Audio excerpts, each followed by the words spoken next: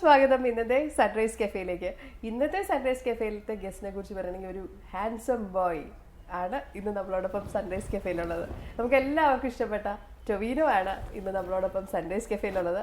അത് കേട്ടിട്ട് ഇങ്ങനെ ഒരു സുഖിച്ചതാണ്. ഹാൻസം ബോയ് എന്നൊക്കെ പറയുന്നത് 26 വയസ്സായി. പക്ഷെ കണ്ടാ പറയണ്ടേ ഹാൻസം മാൻ.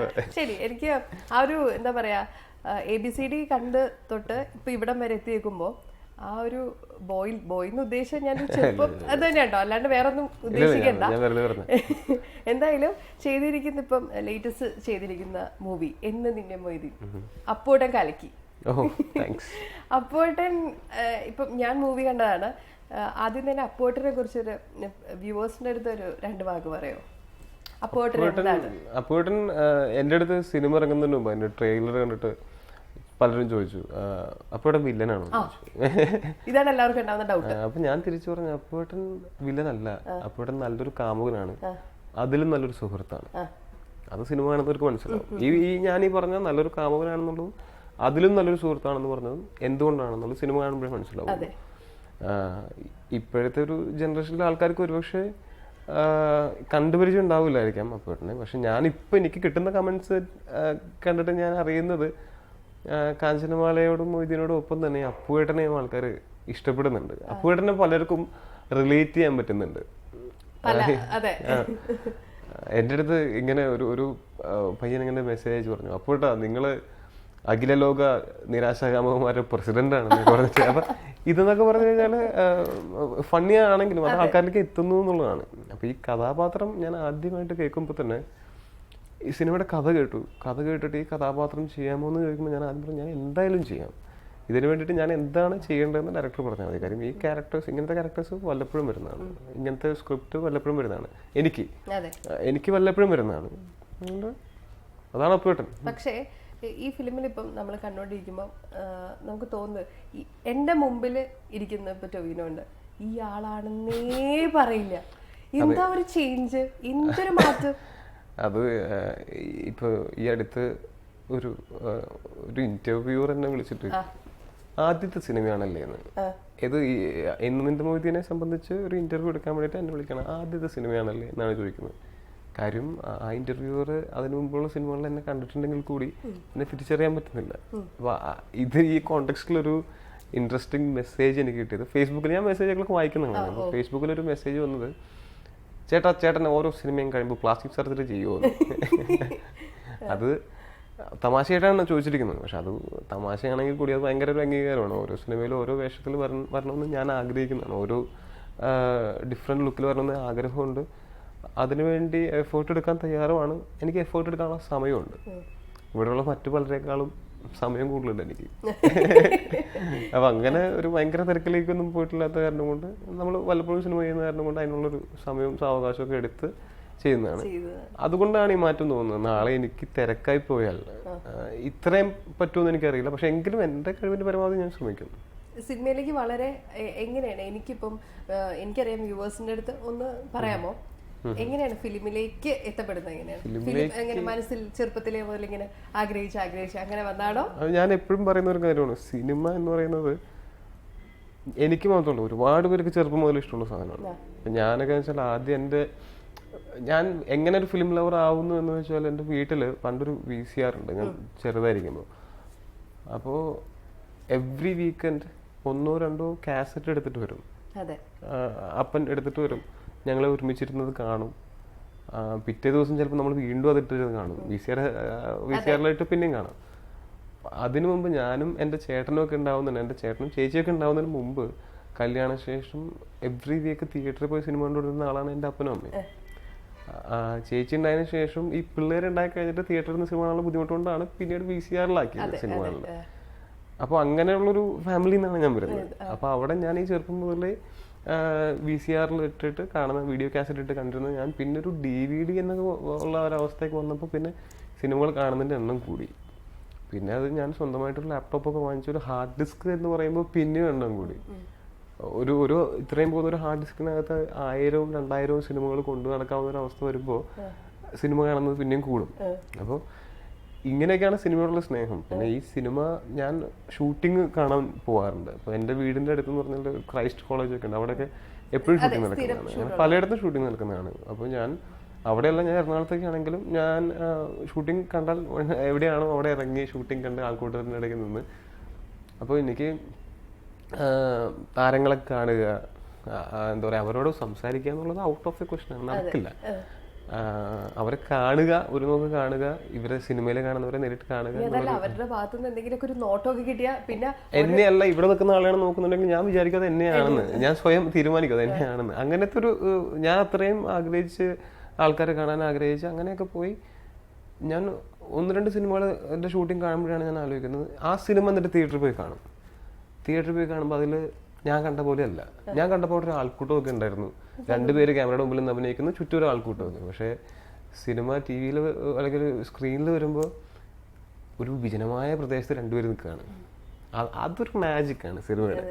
അതായത് സിനിമയുടെ എല്ലാ മേഖലയിലും ആ മാജിക്ക് നടക്കുന്നുണ്ട്. ഒരാൾ ക്യാരക്ടറായി മാറുന്നില്ല മാജിക്ക്, ഒരാൾ ക്യാരക്ടറായി മാറുന്നില്ല മാജിക്ക്. അതെങ്ങനെ ക്യാമറമാൻ ഷൂട്ട് ചെയ്യുന്നു എന്നുള്ളതിൻ്റെ മാജിക്ക്, എന്തൊക്കെ ഫ്രെയിമിന് വേണം, എന്തൊക്കെ ഫ്രെയിമിന് പുറത്ത് വേണം എന്നുള്ളത് ഡയറക്ടറാണ് ഇതെല്ലാം തീരുമാനിക്കുന്നത്. ഒരു എഡിറ്റർ നമ്മൾ വിചാരിക്കാത്ത അർത്ഥങ്ങൾ നമ്മുടെ അഭിനയത്തിൽ ചിലപ്പോൾ എഡിറ്ററുടെ എഡിറ്റിങ്ങിൽ വന്നു. അതുപോലെ മ്യൂസിക് എന്ന് പറയുമ്പോൾ ബാക്ക്ഗ്രൗണ്ട് സ്കോർ വന്നു കഴിയുമ്പോൾ വെറുതെ ഞാൻ ഇങ്ങനെ ഇരുന്നിട്ട് ബാക്ക്ഗ്രൗണ്ടിൽ ഒരു എന്ന് പറഞ്ഞ സാധനം ഇട്ടാൽ എൻ്റെ മുഖത്തുള്ള വികാരം സങ്കടമാണ് എന്ന് ആൾക്കാർ തോന്നും. അത്രയും മാജിക്കുകളാണ് ഈ സിനിമയിൽ മുഴുവൻ. അപ്പോൾ ഇതൊക്കെ കണ്ടിട്ടാണ് ഞാൻ ഭയങ്കര ഫാസിനേറ്റഡ് ആയിട്ടാണ് ഞാൻ സിനിമയോടുള്ള സ്നേഹം കൂടുന്നത്. സിനിമയിലേക്ക് എത്തിപ്പെടണമെന്നൊക്കെ ആഗ്രഹം പണ്ടുണ്ടായിരുന്നെങ്കിലും എങ്ങനെ എന്നുള്ളൊരു ചോദ്യമുണ്ട്. എനിക്ക് ഈ സിനിമയിൽ ആരും അറിയില്ല, സിനിമയിലേക്ക് എത്തിപ്പെടാനായിട്ട് എനിക്ക് യാതൊരു വഴികളും അറിയില്ല. അതുകൊണ്ട് തന്നെ ആഗ്രഹം മനസ്സിൽ തന്നെ വെച്ചു. പിന്നെ പഠിപ്പൊക്കെ കഴിഞ്ഞ് ഇറങ്ങിയപ്പോഴാണ് ആഗ്രഹമുണ്ട്, ശ്രമിച്ചില്ലെങ്കിൽ ഒരു നഷ്ടമായി പോകും. ശ്രമിച്ചിട്ട് കിട്ടിയില്ലെങ്കിൽ എനിക്ക് കുഴപ്പമില്ല, ശ്രമിക്കാതെ കിട്ടാതിരുന്നെങ്കിൽ എനിക്കതൊരു റിഗ്രറ്റായിട്ട് ലൈഫ് ലോങ് നിന്നേനെ. അതുകൊണ്ട് ട്രൈ ചെയ്തു. എളുപ്പമൊന്നുമല്ലായിരുന്നു. അത് മലയാള സിനിമയ്ക്ക് പറ്റിയ മുഖമല്ല എൻ്റെ, മലയാള സിനിമയ്ക്ക് പറ്റിയ രൂപമല്ല എൻ്റെ എന്നൊക്കെ പറഞ്ഞ ഒരുപാട് പേരുണ്ട്. വിശ്വസനീയമായി തോന്നില്ല താൻ മലയാളിയാണെന്ന് പറഞ്ഞാൽ. അപ്പോൾ അതൊന്നും അത് എന്താണ് പറയുന്നതിന് കാരണം എന്ന് വെച്ചാൽ, ഞാൻ ബോഡി ബിൽഡിംഗ് ഒക്കെ ചെയ്തിരുന്ന ആളാണ്. അപ്പം എന്നെ കാണുമ്പോൾ ആൾക്കാർ ഫസ്റ്റ് ഒരു മുൻവിധി ഇതായിരിക്കും, അതേ ഒരുത്തം വരുന്നുണ്ട്, അവൻ്റെ അടുത്ത് കാണാൻ കൊള്ളാം എന്നൊക്കെ നാട്ടുകാർ പറഞ്ഞിട്ടുണ്ടാവും, മസിലൊക്കെ ഉണ്ടാക്കി വെച്ചിട്ടുണ്ട്, അഭിനയിക്കാനൊന്നും അറിയാൻ പാടില്ല, ഇപ്പം തന്നെ ഒഴിവാക്കിയേക്കാം എന്നൊരു മുൻവിധിയിലാണ് എൻ്റെ അടുത്ത് പലരും പെരുമാറുന്നത് തന്നെ. പക്ഷെ ഞാൻ സിനിമകൾ ഇത്രയും ഇഷ്ടപ്പെട്ട് സിനിമകൾ ഫോളോ ചെയ്ത് ഞാൻ ലോക സിനിമകൾ ഫിലിം ഫെസ്റ്റിവലുകൾക്ക് പോകുന്ന അങ്ങനത്തെ ഒരു ആസ്വാദനമാണ് ഞാൻ. അല്ലാതെ ഒരു തീർച്ചയായിട്ടും ഫെയിം ആൻഡ് മണി എൻ്റെ പ്രയോറിറ്റികളിൽ ഒന്നായിരുന്നു. പ്രൈമറി പ്രയോറിറ്റി ആയിരുന്ന സമയത്താണ് ഞാൻ ആദ്യം ഒരു ഫിലിം ഫെസ്റ്റിവലിന് പോകുന്നത്. Fame and money primary priority ആയിരുന്ന സമയത്താണ് ഞാൻ ഒരു ഫിലിം ഫെസ്റ്റിവലിന് പോകുന്നത്. ആ ഫിലിം ഫെസ്റ്റിവൽ കണ്ടു കഴിഞ്ഞ് ഇറങ്ങുമ്പോഴാണ് ഈ ഫെയിം ആൻഡ് മണി എന്നുള്ളത് സെക്കൻഡ് പ്രയോറിറ്റി ആവുകയും നന്നായിട്ട് അഭിനയിച്ച് നല്ലത് എന്ന് ആരെങ്കിലും പറയുക, അതുപോലെ ഒരു ഫിലിം ഫെസ്റ്റിവലിനൊക്കെ ഇരുന്നിട്ട് ഒരു സിനിമ, എൻ്റെ സിനിമ കാണുക, അത് കണ്ടിറങ്ങുമ്പോൾ റിയൽ ഫിലിം ബഫ്സ് അല്ലെങ്കിൽ ഫിലിം ലവേഴ്സ് വന്ന് നന്നായി എന്ന് പറയുക, ഇതൊക്കെയാണ് എൻ്റെ പ്രൈമറി പ്രയോറിറ്റി.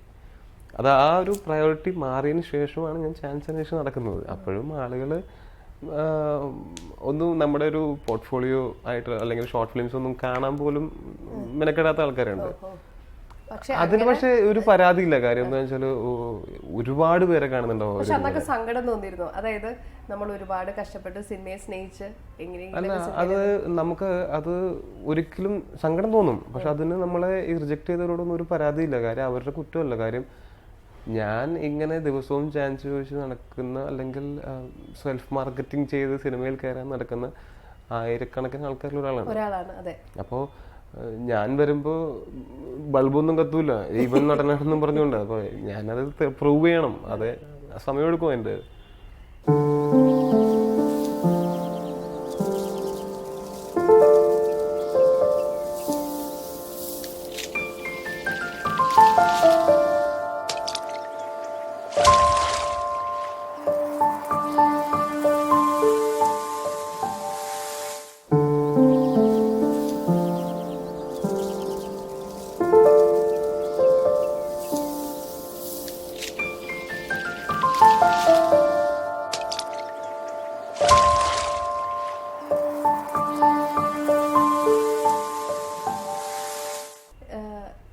ചോദിക്കാനുള്ളത് നമ്മൾ നേരത്തെ ഒരു മാജിക്കിന്റെ കാര്യം പറഞ്ഞു.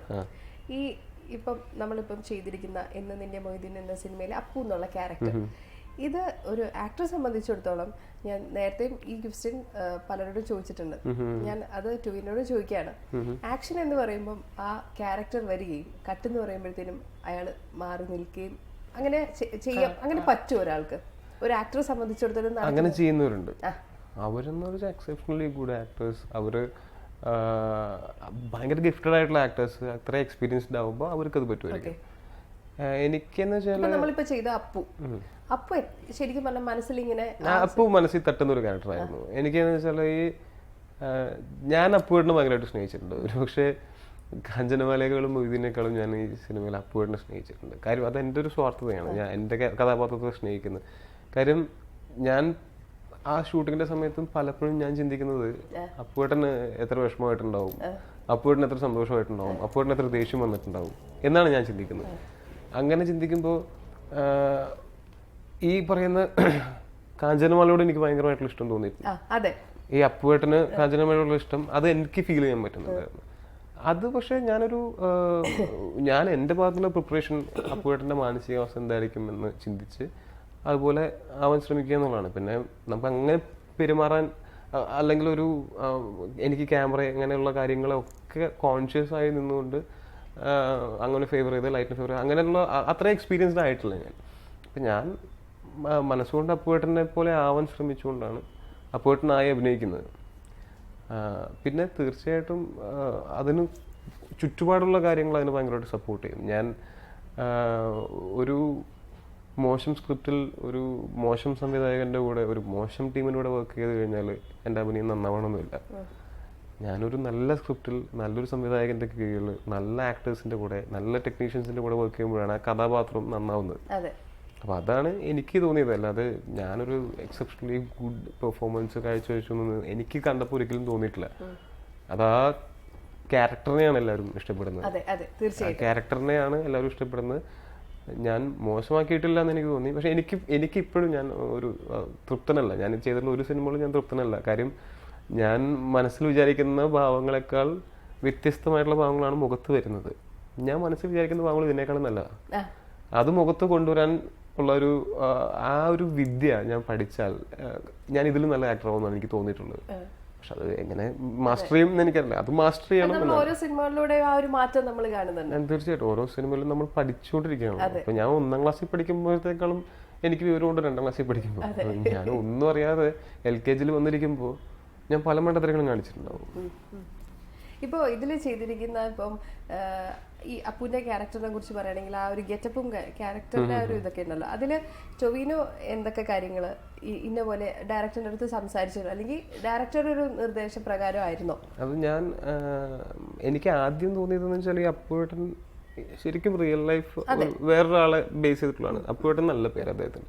അപ്പോൾ അദ്ദേഹത്തെ പറ്റി ഞാനൊരു ലേഖനം വായിച്ചപ്പോൾ അദ്ദേഹം മികച്ച ഒരു കളരി അഭ്യാസിയും ഒരു മികച്ച ഫുട്ബോളറും മോഹൻ ബഗാനൊക്കെ വേണ്ടിയിട്ട് ഫുട്ബോൾ കളിച്ചിട്ടുള്ള ഒരാളുമാണ്. അപ്പോൾ ആ സമയം എന്ന് പറഞ്ഞാൽ ഞാൻ കുറച്ച് നാളായിട്ട് ഒരു സിനിമയുടെ ഷൂട്ട് കഴിഞ്ഞ് വർക്കൗട്ടൊന്നും നടന്നിട്ടില്ല. അത് കഴിഞ്ഞ് വീട്ടിലേക്ക് വന്ന് റിലാക്സ് ചെയ്ത് വീട്ടിലിരുന്ന് അമ്മ ഉണ്ടാക്കുന്ന ഭക്ഷണവും കഴിച്ച് ഇത്തിരി തടി വെച്ചിരിക്കുന്ന സമയത്താണ് ഈ കഥാപാത്രം വരുന്നത്. അപ്പോൾ എന്താ വെച്ചാൽ ഒരു ഫുട്ബോളർ എന്നൊക്കെ ഞാൻ തന്നെ എൻ്റെ ഷർട്ട് വരെ ഞാൻ കണ്ണാടി നോക്കുമ്പോൾ എനിക്ക് കൺവിൻസിങ് അല്ല ഞാനൊരു ഫുട്ബോൾ പ്ലെയർ എന്നുള്ള നിലയ്ക്ക്. അപ്പോൾ അതിന് കുറച്ച് അത് ഫുട്ബോൾ കളിയൊന്നും അധികം കാണിക്കുന്നില്ലെങ്കിൽ കൂടി രൂപം കൊണ്ട് ഫുട്ബോളർ ആവണമെന്നുണ്ടായിരുന്നു, അല്ലെങ്കിൽ ഒരു കളരി അഭ്യാസിയുടെ രൂപം ഉണ്ടാവണമെന്നുണ്ട്. അങ്ങനെ ഞാൻ വർക്കൗട്ട് ചെയ്തിട്ട് കുറച്ച് ട്രിംഡ് ആയിട്ടുണ്ടായിരുന്നു അതിനകത്ത്.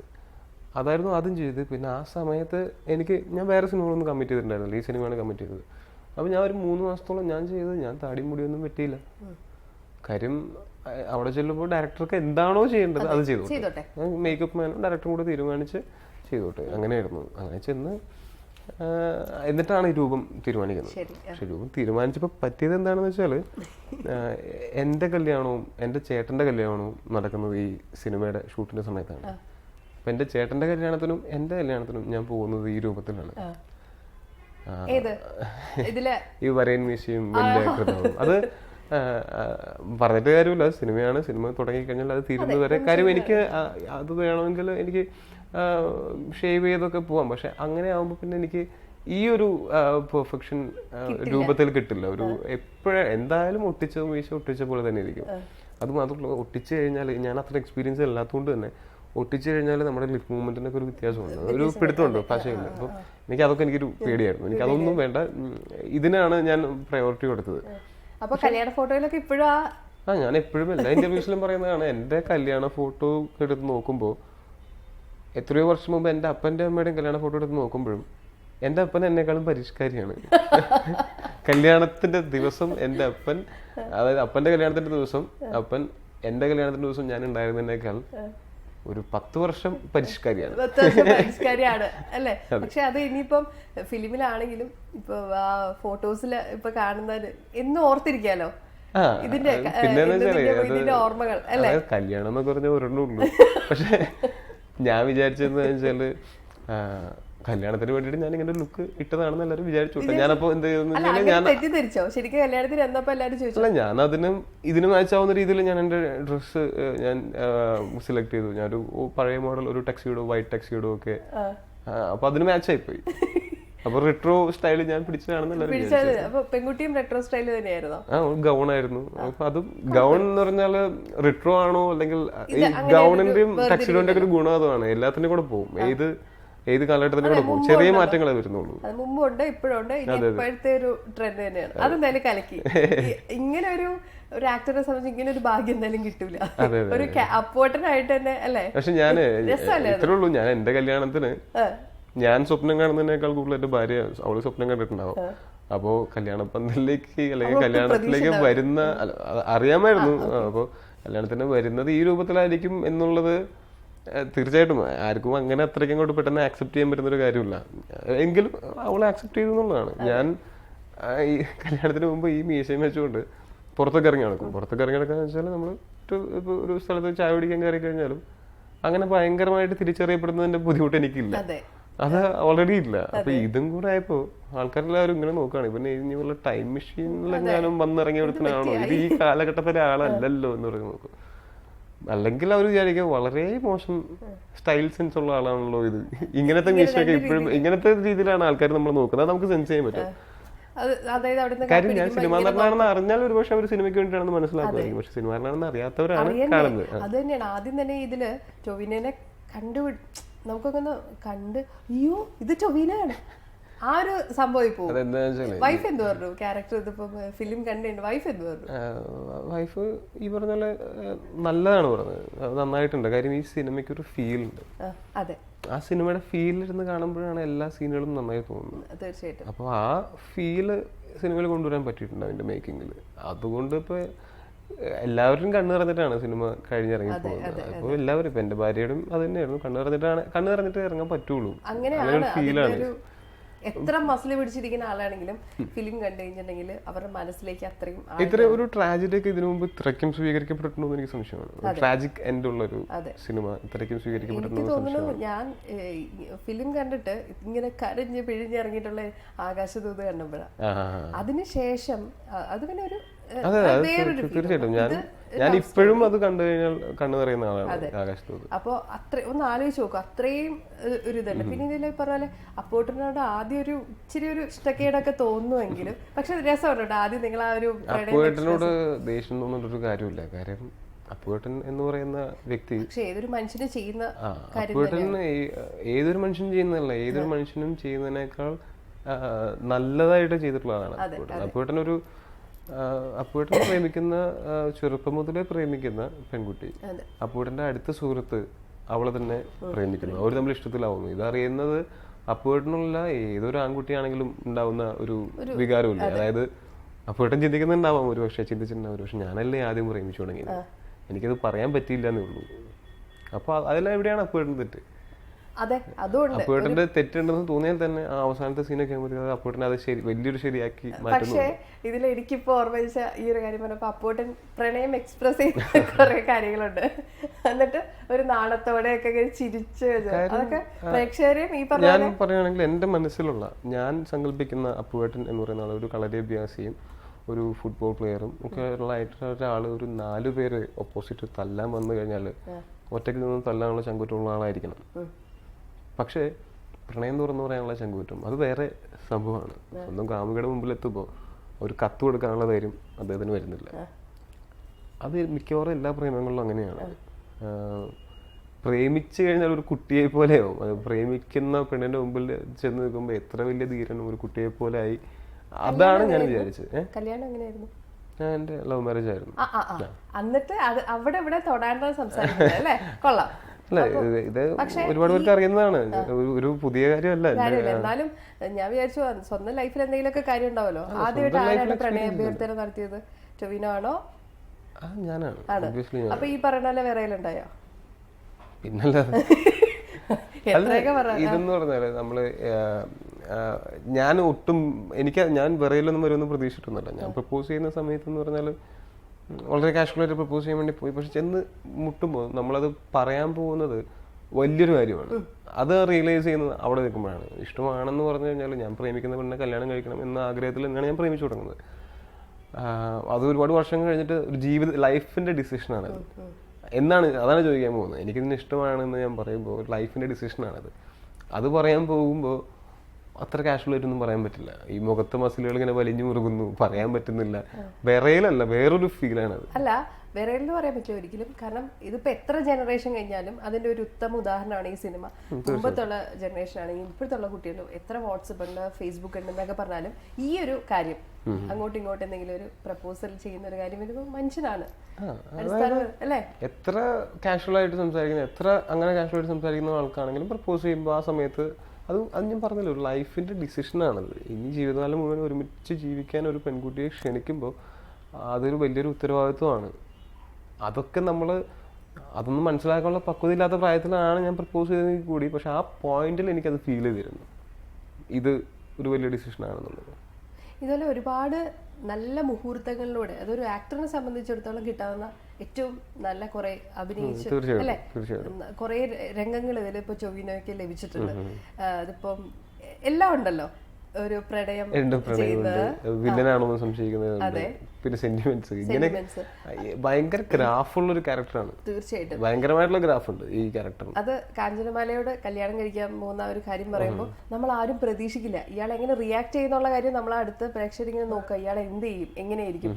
അപ്പോ തിരിച്ചുള്ള മറുപടി നമ്മളെല്ലാരും അയ്യോടാ എന്നുള്ളൊരു. അതുകൊണ്ടാണ് ഞാൻ പറഞ്ഞത് ഇയാൾ നല്ലൊരു കാമുകനും അതിലും നല്ലൊരു സുഹൃത്തുമാണ്. നല്ലൊരു കാമുകൻ എന്ന് പറയാൻ കാരണം, ഒരു പെണ്ണിനെ പ്രേമിച്ച് ഇഷ്ടപ്പെട്ടിട്ട് അവൾക്ക് തിരിച്ച് ഇഷ്ടപ്പെട്ടില്ലെങ്കിൽ, അവളെ വെറുക്കാൻ നമുക്ക് പറ്റുന്നുണ്ടെങ്കിൽ, നമ്മൾ ഇഷ്ടപ്പെടാത്ത പെണ്ണിനെ വെറുക്കാൻ പറ്റുന്നുണ്ടെങ്കിൽ അവിടെ പ്രേമം ഉണ്ടായിരുന്നില്ല. കാര്യം നമ്മൾ ആത്മാർത്ഥമായിട്ട് സ്നേഹിച്ചൊരു പെണ്ണ് നമ്മളെ തിരിച്ച് ഇഷ്ടമല്ല എന്ന് പറഞ്ഞിട്ട് നമുക്ക് അവരെ വെറുക്കാൻ പറ്റില്ല, നമ്മുടെ പ്രേമം സത്യമാണെങ്കിൽ. അത്രേ ഉള്ളൂ അപ്പോഴത്തെ കാര്യം. ഇപ്പോൾ എനിക്ക് മനസ്സിലാവുന്നില്ല എങ്ങനെയാണ് ആത്മാർത്ഥമായിട്ട് പ്രേമിച്ചൊരു പെണ്ണ് ഇഷ്ടമല്ല എന്ന് പറഞ്ഞിട്ട് മുഖത്തേക്ക് ആസിഡൊക്കെ ഒഴിക്കുന്ന ആൾക്കാരൊക്കെ ഞാൻ കേട്ടിട്ടുണ്ട്. അതിനെപ്പറ്റി അതിലെവിടെയാണ് പ്രേമം? എനിക്ക് കിട്ടാത്തതിന് ആർക്കും കിട്ടണ്ട എന്ന് പറയുമ്പോൾ എന്നും പറഞ്ഞുകൊണ്ട് ദ്രോഹിക്കുന്നത് ഇവൻ ഏറ്റവും കൂടുതൽ സ്നേഹിച്ച ആ വ്യക്തിയാണ്. അതിൽ പ്രേമം ഞാൻ കാണുന്നില്ല. പ്രേമം ഞാൻ കാണുന്നത് ഇഷ്ടമല്ലെങ്കിൽ അവരുടെ സന്തോഷങ്ങളിലേക്ക് വിടുക എന്നുള്ളതാണ്. അതാണ് അപ്പുവേട്ടൻ ചെയ്തത്. അതുകൊണ്ടാണ് ഞാൻ അപ്പുവേട്ടനെ എപ്പോഴും റെസ്പെക്ട് ചെയ്യുന്നത്, സ്നേഹിക്കുന്നത്.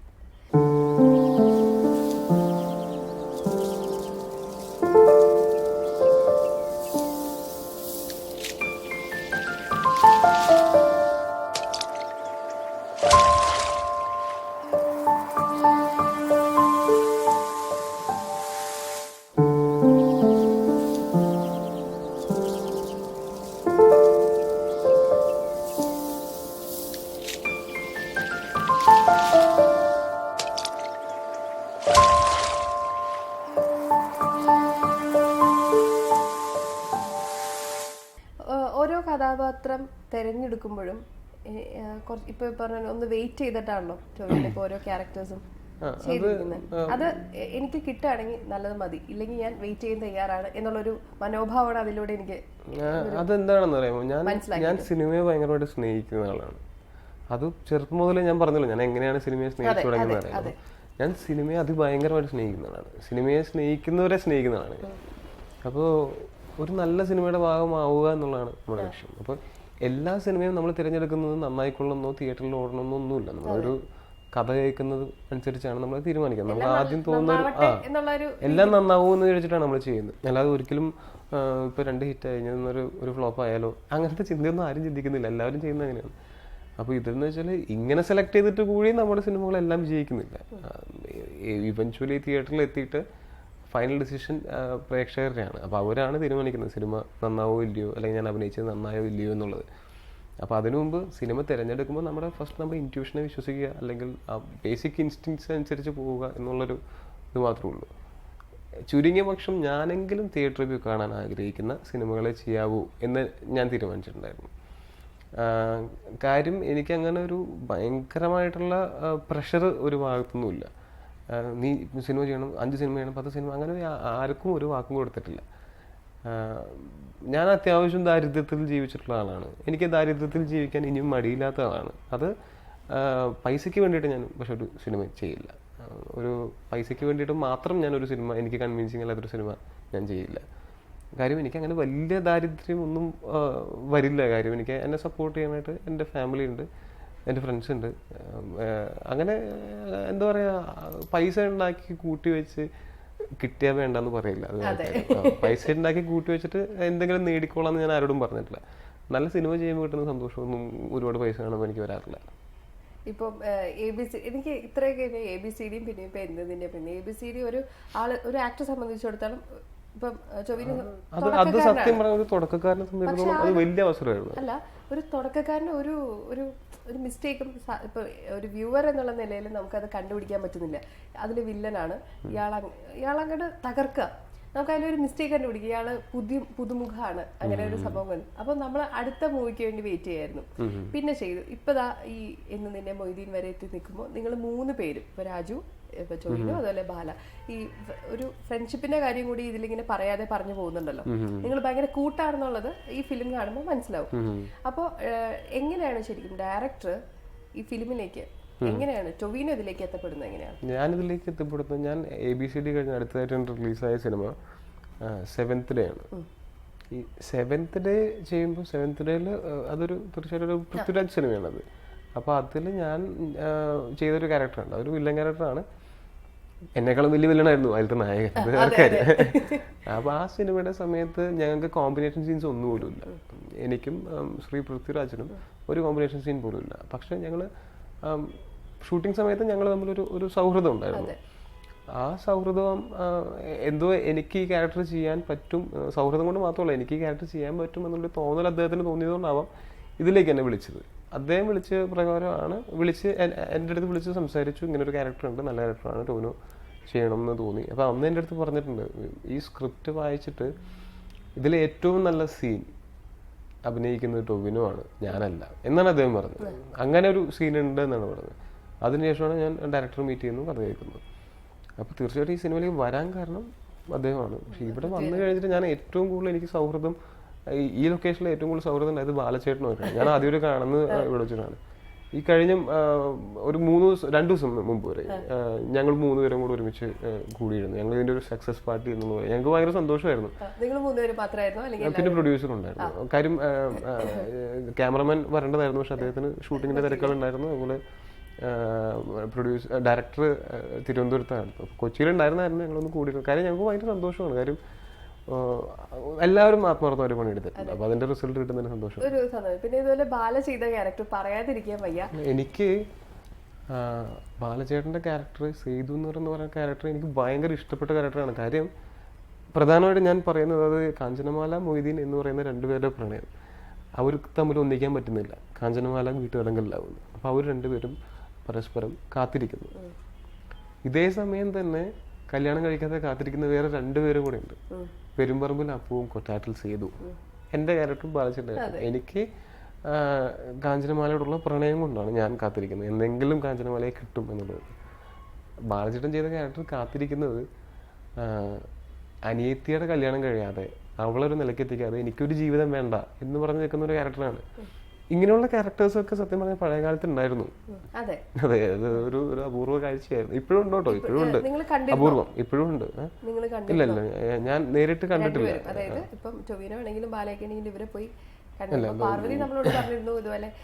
കാണാൻ പറ്റിയിരുന്നു. പക്ഷെ ഞാൻ അവതരിപ്പിച്ച കഥാപാത്രം അദ്ദേഹം ഇന്ന് ജീവിച്ചിരിപ്പില്ല. അപ്പൊ ഞാൻ പറയുന്നത് ഈ ഒരു ബാലചേട്ടന്റെ ക്യാരക്ടറിന്റെ ഒരു ഇന്റൻസിറ്റി എനിക്ക് ഭയങ്കരമായിട്ട് സ്ക്രിപ്റ്റ് വായിക്കുമ്പോഴേ ഫീൽ ചെയ്തിട്ടുള്ളൂ. ബാലചേട്ടൻ വളരെ നന്നായിട്ട് ചെയ്തിട്ടുണ്ട്. അത് എല്ലാവരും അത് വളരെയധികം രസത്തോടെയാണെങ്കിലും ഈ ബാലയുടെ ക്യാരക്ടർ അല്ല ഒരു പാട്ടൊക്കെ ഉണ്ടല്ലോ ബാലേനെ ഒന്ന് വിളിക്കാൻ വേണ്ടിയിട്ടുള്ള രസമുണ്ട് ബാലയുടെ ക്യാരക്ടർ. അതുപോലെ ബാലയുടെ ക്യാരക്ടർ പറയുന്നുണ്ട് അവളെ, അതായത് അനിയത്തിമാരിൽ ഏറ്റവും കൂടുതൽ സ്നേഹിച്ച അവളെയാണെന്ന് പറയുന്നുണ്ട്. അതുകൊണ്ടാണ് അതാണ് ആ ക്യാരക്ടറൈസേഷനിൽ എനിക്ക് ഏറ്റവും ഇഷ്ടപ്പെട്ടത്. ഇതൊക്കെ എന്ന് വെച്ചാൽ റിയൽ ലൈഫിൽ സംഭവിച്ചിട്ടുള്ള കാര്യങ്ങളാണെന്ന് പറയുന്നതാണ് വിശ്വസിക്കാൻ ബുദ്ധിമുട്ടുള്ളത്. ഈ മൂവി ഇങ്ങനെ കണ്ടുകൊണ്ടിരിക്കുമ്പോഴും പ്രേക്ഷകർ പറയുന്ന ഒരു കാര്യം എന്ന് വെച്ചാൽ ശരിക്കും ഒന്നില്ലെങ്കിൽ ഇത്ര കാഞ്ചനമാലയ്ക്ക് ഇറങ്ങി പോവാമായിരുന്നില്ലേ, ഇങ്ങനെയൊക്കെ എന്തിനാ ചെയ്തേ, അല്ലെങ്കിൽ ഓരോ അവസരങ്ങൾ പക്ഷെ അതിനും കാരണമുണ്ട്. അതായത് അനിയത്തിമാരുടെ വിവാഹം കഴിയണം, ഇങ്ങനെ ഒരുപാട് കാര്യങ്ങളുണ്ട്. ഇവർ ആഗ്രഹിക്കാണ് അങ്ങനെ ഒന്ന് ചെയ്തുകൂടായിരുന്നോ? എത്ര അവസരങ്ങൾ ഉണ്ടായിരുന്നു. ശരിക്കും പറഞ്ഞാൽ ഈ സിനിമയില് വില്ലന്മാരില്ലാത്തൊരു സിനിമയാണ്. വില്ലന്മാരോ വില്ലത്തികളോ ഒന്നുമില്ല.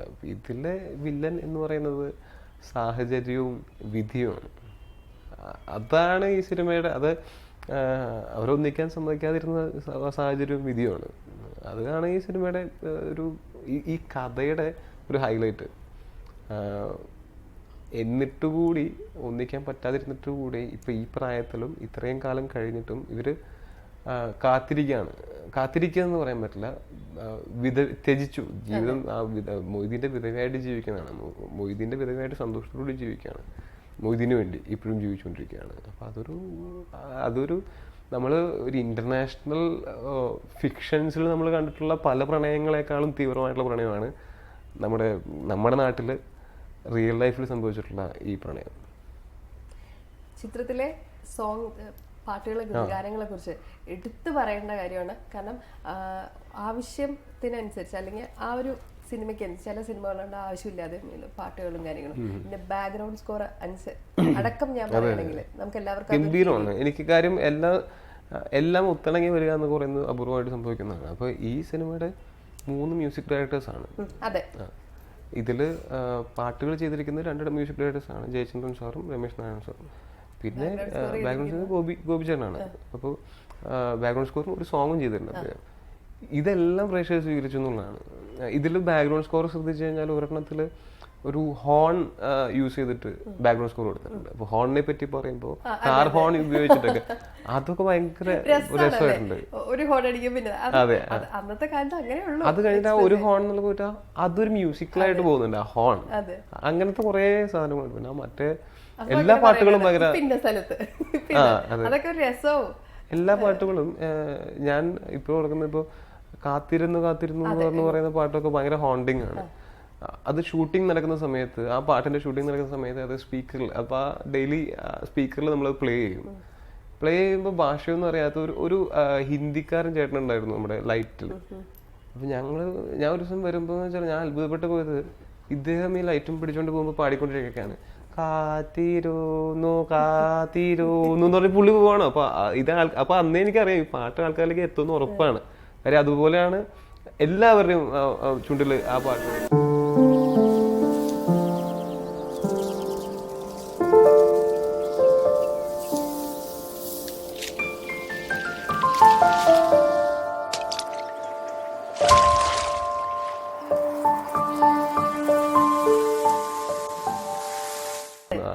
എനിക്ക് ഫിലിം കണ്ട് മുമ്പ് ഇപ്പൊ നമ്മളിപ്പോ നോർമലി ഇപ്പം കാണുന്ന ടിവിയിലൊക്കെ കാണുന്ന പാട്ടുണ്ടല്ലോ, ആ പാട്ടാണ് നമ്മള് ഓക്കെ. പക്ഷെ സിനിമ കണ്ട് കഴിഞ്ഞ് ഇറങ്ങുന്ന എല്ലാവരുടെയും, ഒരുപക്ഷെ എല്ലാ പ്രേക്ഷകരുടെയും മനസ്സിൽ തങ്ങി നിൽക്കുന്ന ഒരു പാട്ടാണ് കാത്തിരുന്നു. അത് ആ പാട്ടിലൂടെ അവരുടെ ആ ഒരു കാലം, ഇത്ര കാലം കഴിഞ്ഞ് നമ്മുടെ പൃഥ്വി അതിങ്ങനെ എനിക്ക് ശരിക്കും നമ്മളൊരു പെടച്ചിൽ വരുന്നതാണ്, ചെങ്കലൊരു പെടച്ചിൽ വരുന്നതാണ് ഇവരുടെ ആ ഒരു കാത്തിരിപ്പിന്റെ. എനിക്ക് ഡയറക്ടറുടെ കുറെ സാധനങ്ങളൊക്കെ വെച്ചാൽ വേറെ ആരും പറയാത്ത രീതിയിൽ ഭംഗിയായിട്ട് പറഞ്ഞിട്ടുണ്ട്. ചിലതൊക്കെ കൺവേ ചെയ്യുന്ന രീതി, ഇപ്പോൾ ഇതിന്റെ കൊല്ലം ഏതാണെന്നുള്ളതൊന്നും എഴുതി കാണിക്കുന്നില്ല. ഇവർക്ക് പ്രായമാവുന്ന 10 വർഷത്തെ ഡിഫറൻസ് ഈ ഒരു ഷോട്ടിലേക്കാണ് കാണിക്കുന്നത്. നമുക്ക് കാര്യങ്ങൾ മനസ്സിലാവുന്നുള്ള സാധാരണ അത് ഈ പറഞ്ഞ വർഷം ഇതിന്റെയൊക്കെ 10 വർഷങ്ങൾക്ക് ശേഷം എന്നൊന്നും എഴുതി കാണിക്കാതെ തന്നെ പറഞ്ഞു തീർക്കുന്നുണ്ട്. പിന്നെ അതുപോലെ തന്നെ ഈ പറഞ്ഞ പോലെ ഇതില് ഇവര് സ്വന്തമായിട്ട് ലിപി ഉപയോഗിക്കുന്നുണ്ട്, അവര് കമ്മ്യൂണിക്കേറ്റ്. പക്ഷെ ശരിക്കും എൻ്റെ ലൈഫിലാണെന്നുണ്ടെങ്കിലും നമുക്കറിയാവുന്ന എൻ്റെ 2 സുഹൃത്തുക്കൾ പ്രണയിച്ചിരുന്ന സമയത്ത്, ഇത് പറയാതിരിക്കാൻ പാർവതിനോട് പറയണമെന്നുണ്ടെങ്കിൽ പക്ഷെ വിട്ടുപോയി. ശരിക്കും അത് ഏത് ലാംഗ്വേജ് ആണെന്ന് എനിക്കിപ്പോ ഓർമ്മയില്ല. പക്ഷെ അവരിപ്പോ കല്യാണമൊക്കെ കഴിച്ചു. അവർ കണ്ട ഓടിക്കും. അവരാ വേറെ എന്തോ എന്ന് വെച്ചാൽ വീട്ടുകാരെ അന്ന് ലെറ്റർ എഴുതിയിരുന്നു. ഒരു 10 വർഷം മുന്നെയാണ് ഇത് പ്രേമിച്ച് ഞാൻ എഴുത്തുകൾ എഴുതി പ്രേമിച്ചിട്ടുള്ള ആളാണ്. ഒരുപാട് എഴുത്തുകൾ അതിന്റെ ഫീൽ ഒന്ന് വേറെ അല്ലേ? സത്യം പറഞ്ഞാൽ എൻ്റെ ഒരു അഭിപ്രായത്തിൽ ടെക്നോളജി റൂയിൻ ചെയ്ത ഒരു റിലേഷൻഷിപ്പാണ് പ്രണയം. ഇങ്ങനെ ഞാൻ പറഞ്ഞ ഇങ്ങനത്തെ പ്രണയം ഉണ്ട്, അതായത് മറ്റുള്ളവർക്ക് മനസ്സിലായിരിക്കും ഇവരേതോ ഭാഷ, അപ്പൊ ആക്കൊക്കെ ഇങ്ങനെ എന്തോ ഒരു സാധനം ഉണ്ട്. എന്നിട്ട് എന്നോട് എന്റെ ഫ്രണ്ട് പറഞ്ഞിട്ടുണ്ട് ഞങ്ങൾ ഇങ്ങനെയാണ് കമ്മ്യൂണിക്കേറ്റ് ചെയ്യണത്. ഒന്ന് ആലോചിച്ചു നോക്കുക, അത് നമ്മുടെ ഈ ഒരു 10-12 വർഷം മുന്നെയാണ് ഈ സംഭവം നടക്കുന്നത്. ഞാൻ പ്രേമിക്കുന്ന സമയം ഏകദേശം ആ ഒരു സമയമാണ്. അപ്പൊ നമുക്കൊരു 10 വർഷം മുമ്പാണ് ഞാൻ. ലെറ്ററിൽ രസമായിരുന്നല്ലോ ആ ലെറ്റേഴ്സ് ഒക്കെ ഇപ്പോഴും ഉണ്ടെങ്കിൽ അതൊന്ന് ഓടിച്ചു നോക്കുമ്പോ നമുക്ക് ഇപ്പൊ അത് വായിച്ചു നോക്കുമ്പോ അല്ലെങ്കിൽ എന്തൊരു പൈങ്കിളിയായിരുന്നു ഞാൻ. ഒരു കാര്യം ഞാൻ പ്രണയം പൈങ്കിളിയാണ്. പ്രണയം പൈങ്കിളിയല്ലേ? നമ്മളിപ്പോ എന്തൊക്കെ ഹാഷ് പോഷ് അങ്ങനെയാണ് ഇങ്ങനെ എന്നൊക്കെ പറഞ്ഞാലും പ്രണയിക്കുന്ന ഒരു കാമുകനും കാമുകയും അത് ആ ലെറ്റേഴ്സ് ഇപ്പോഴും ഞങ്ങളുടെ കയ്യിലുണ്ട്. അപ്പൊ അത് ഞാനും എന്റെ ഭാര്യയും അല്ലാതെ വേറെ ആളെ വായിക്കുന്നതിനോട് എനിക്ക് താല്പര്യമില്ല. കാര്യം അത് ഞങ്ങളുടെ പേഴ്സണൽ ആയിട്ടുള്ള ലെറ്റേഴ്സിൽ പൈങ്കിളിയാണ്. എന്റെ പൈങ്കിളി ചിലപ്പോ അവള് ക്ഷമിച്ചേക്കാം, വേറെ ആളെ കേൾക്കുമ്പോ ചോദിക്കും എന്താടാ എന്ന് ചോദിക്കും. ഞാൻ കവിതകളൊക്കെ എഴുതിയിട്ടുണ്ട്. അത്ര ഒരു ഇല്ല, ഞാൻ പറയുന്നത് ഞാൻ ഒരാള് പോലും കേട്ടാൽ ഇഷ്ടപ്പെടാത്ത കവിതകളാണ്. എനിക്ക് തന്നെ ഇപ്പൊ വായിക്കുമ്പോ എന്താ ഞാൻ കാണിച്ചു വെച്ചിരിക്കുന്നതെന്ന് തോന്നുന്നതാണ്. പക്ഷെ ഒരു പ്രണയം എന്ന് പറയുന്ന സംഭവം അത് ആൾക്കാരെ എന്തൊക്കെ ചെയ്യിക്കുമെന്ന് പറയാൻ പറ്റില്ല. ശരിക്കും അതൊരു ഫീലാണ്. കാരണം ഈ നേരത്തെ പറഞ്ഞ സുഹൃത്തുക്കളുടെ ലവ് ലെറ്റേഴ്സും കാര്യങ്ങളൊക്കെ നമ്മളാണ് അതിന്റെ നടക്കുന്നിരുന്നത്. അപ്പൊ ഇത് കൊടുക്കുമ്പോ ഈ കുട്ടിയും എന്റെ അടുത്ത് പറയും വായിച്ചിട്ടുണ്ടോ, എന്തോ കൈമാറുന്നതിനിടയ്ക്ക് വായിച്ചിട്ടുണ്ടോ? അല്ല, കൈമാറിന്റെ ഇടയ്ക്ക് വായിക്കേണ്ട ആവശ്യമില്ല. ഇത് കൊണ്ടേ കൊടുക്കുന്ന സമയത്ത് കൊണ്ടേ കൊടുക്കുന്നതിന് മുമ്പ് വായിച്ചിട്ടാണോ കൊടുക്കുന്നത്? അത് മോശമല്ലേ? ചില ഹംസങ്ങൾ അത് എന്താണെന്ന് അറിയാനായിട്ട് അപ്പൊ ഇങ്ങനെ ഇരുന്ന് വായിക്കാറുണ്ട്. അപ്പൊ പറയാ നോക്ക്, അപ്പൊ നമുക്കൊരു സന്തോഷം. കാരണം നമ്മള് അതായത് വാട്സാപ്പ് ചെയ്യുമ്പോൾ അല്ലെങ്കിൽ ഫോൺ വിളിച്ച് സംസാരിക്കുമ്പോൾ ഒരു പ്രശ്നം എന്ന് പറഞ്ഞാല് നമുക്ക് ഒരു പരിധി വിട്ട് നമുക്കതില് കാവ്യാത്മകമായിട്ട് സംസാരിക്കാൻ പറ്റും. എഴുത്തുകളിൽ എന്തും എഴുതാം, എത്രയും. അതുമാണ് ഒരിക്കലും വാട്സാപ്പിൽ എനിക്കൊരു കവിത ടൈപ്പ് ചെയ്ത് അയക്കാൻ പറ്റില്ല. എനിക്ക് ആ എഴുത്തില് എഴുതിയത് അത് എന്റെ കവി മാത്രമേ കാണൂ എന്നുള്ളതാണ്. ഫോണിൽ സംസാരിക്കുന്നത് എനിക്കറിയില്ല. ഞാൻ ഫോണില് കുറച്ച് നാളൊക്കെ സംസാരിച്ചിട്ടുണ്ട് പ്രേമിക്കുന്ന സമയത്ത്. ഞാൻ പറയുന്നതേ, ഫോണിൽ സംസാരിച്ചു കഴിഞ്ഞാൽ ഇന്ന് എന്താ സംസാരിച്ച നാളെ നമ്മൾ മറന്നു പോകും. പക്ഷെ ഈ ലെറ്റേഴ്സ് അങ്ങനെ എന്നും കാത്തു സൂക്ഷിച്ചു വെക്കാം. അല്ല, ഞാൻ പറയുന്നത് ഈ ഫോണിൽ സംസാരിക്കുമ്പോഴേ എന്താണ് ലവേഴ്സ് ഫോണിൽ സംസാരിക്കുന്നത് വെച്ചാൽ എനിക്ക് കുറച്ച് നാളെ കഴിഞ്ഞപ്പോഴേക്കും ഞാനും എന്റെ കാമുകയും തീരുമാനിച്ച് നിർത്തി എന്തിനാണ് ഇത്രയും സംസാരിക്കുന്നത്. കാര്യം സംസാരിക്കുമ്പോൾ പലപ്പോഴും സംഭവിക്കുന്നത് നീ പറ, അല്ല നീ പറ, ഇതൊക്കെയാണ് മണിക്കൂറുകളോളം പലരും സംസാരിക്കുന്നത്. അതല്ലെങ്കിൽ സംസാരിക്കുന്നത് ഒരു എന്തെങ്കിലും അനാവശ്യ കാര്യത്തിന് ഒരു ഉടക്കുണ്ടാക്കുന്നു. ആ ഉടക്കാൻ ഒരു അരമണിക്കൂർ, ഉടക്ക് തീർക്കാൻ ഒരു അരമണിക്കൂർ, അത് കഴിയുമ്പോൾ ഉടക്ക് തീർത്തതിന്റെ സന്തോഷത്തിൽ സംസാരിക്കാൻ പിന്നെ ഒരു അരമണിക്കൂർ, ഇങ്ങനെയൊക്കെയാണ് സംസാരിക്കുന്നത്. പക്ഷെ ഇതൊക്കെ അത് ഭയങ്കര ബോറല്ലേ? എഴുത്തുകളിൽ കിട്ടുന്ന ആ ഒരു ഫീലൊന്നും അത് ഇപ്പോഴത്തെ ആൾക്കാർ എഴുത്തുകൾ എഴുതാത്തതുകൊണ്ട് അവർക്ക് ആ ഫീലാണ് മിസ് ചെയ്യുന്നത്. അപ്പൊ ഇനിയുള്ള നമ്മുടെ ഇപ്പോഴത്തെ ഉള്ള ലവേഴ്സ് ആണെന്നുണ്ടെങ്കിലും ഒന്ന് ട്രൈ ചെയ്യൂ. ഇപ്പൊ അല്ലേ, ലവറിന്റെ അടുത്ത് ഒന്ന് വാട്സപ്പും ഇതൊക്കെ ഒന്ന് മാറ്റി, FB ഒക്കെ ഒന്ന് മാറ്റി വെച്ചിട്ട് സമയം കിട്ടുമ്പോ അല്ലേ. എന്റെ പോലെ കവിതകളൊന്നും എഴുതാൻ നിൽക്കണ്ട. എന്റെ കാമുകി സഹിച്ച പോലെ എല്ലാവരും സഹിച്ചെന്ന് വരുന്ന കാര്യങ്ങളൊന്ന് കുത്തിക്കുറിച്ച് നോക്കി രണ്ടുപേരും ഒന്ന് കൈമാറട്ടെ. എന്നിട്ട് അതൊന്ന് എപ്പോഴെങ്കിലൊക്കെ നിങ്ങൾ സമയം കിട്ടുമ്പോൾ എടുത്ത് വായിച്ചു നോക്കാം. അതിന്റെ ഒരു ഫീല് വേറെയാണെന്നാണ് ഞാനല്ല കേട്ടോ ടോവിനോട് പറഞ്ഞത്, എല്ലാവരും പറയുന്നതാണ്. അതെ, അത് ഇപ്പൊ ഈ സിനിമയിൽ നിന്നും കാര്യങ്ങൾക്കൊക്കെ വിട്ട് പ്രണയത്തെ കുറിച്ച് സംസാരിച്ചപ്പോ ആ ഒരു കാമുവിനെ നമ്മൾ കണ്ടു അല്ലേ? അല്ലേ? തീർച്ചയായിട്ടും ഉണ്ടാവാതിരിക്കില്ലല്ലോ. എന്തായാലും ടോവിനോ ഈ ഇത്രയും സമയം നമ്മുടെ സിനിമയെ കുറിച്ചും ചെയ്തിരിക്കുന്ന ക്യാരക്ടേഴ്സിനെ കുറിച്ചൊക്കെ പറഞ്ഞു. സിനിമ വളരെയധികം സക്സസ് ആണ്. എല്ലാവരും ഞാൻ തന്നെ 3 ദിവസം ട്രൈ ചെയ്തിട്ട് ടിക്കറ്റ് കിട്ടിയത്. അപ്പൊ പിന്നെ എന്തായാലും കണ്ടേ പറ്റുള്ളൂ എന്നുള്ളൊരു വാശി.